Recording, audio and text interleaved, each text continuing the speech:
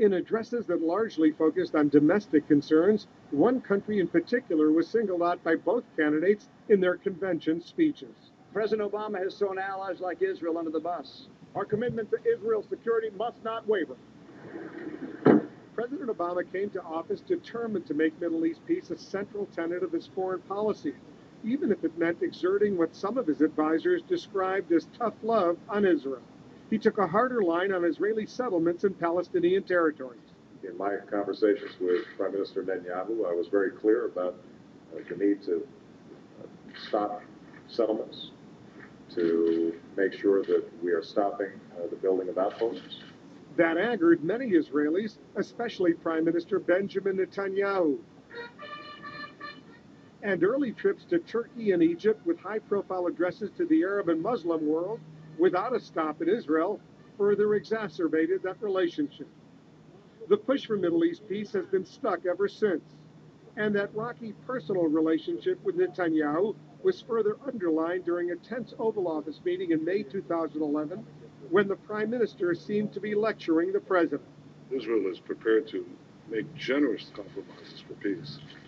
It cannot go back to the 1967 lines, because these lines are indefensible.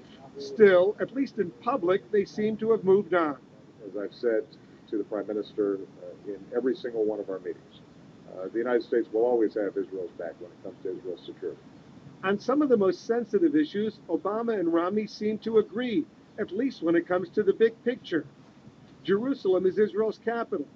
A final peace agreement should include what's called a two-state solution, Israel living alongside Palestine. And Iran must be stopped from building a nuclear bomb. But there are differences when it comes to specific details on how to achieve those goals. Romney charges that President Obama hasn't been a strong enough ally to Israel in opposing Iran's nuclear ambitions. Israel doesn't need public lectures about how to weigh decisions of war and peace. It needs our support. If I'm President of the United States, my first foreign trip, will be to Israel to show the world we care about that country. And he underscored that during his July visit to Jerusalem. The Palestinians are going to say we're not an independent nation. In a recently revealed tape from a closed fundraiser back in May, Romney said Israel didn't have a strong Palestinian partner. And I look at the Palestinians not wanting to see peace anyway, for political purposes.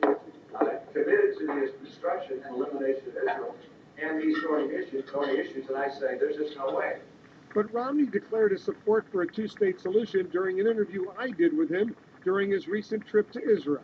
The decision as to where the borders would be as we move to a two-state solution, which I support, that's a decision on borders that will be worked out by the Israelis and the Palestinians. Romney says Obama has rebuffed Israel's security concerns. However, the Israeli Defense Minister Ehud Barak told me in July the relationship with the United States is solid.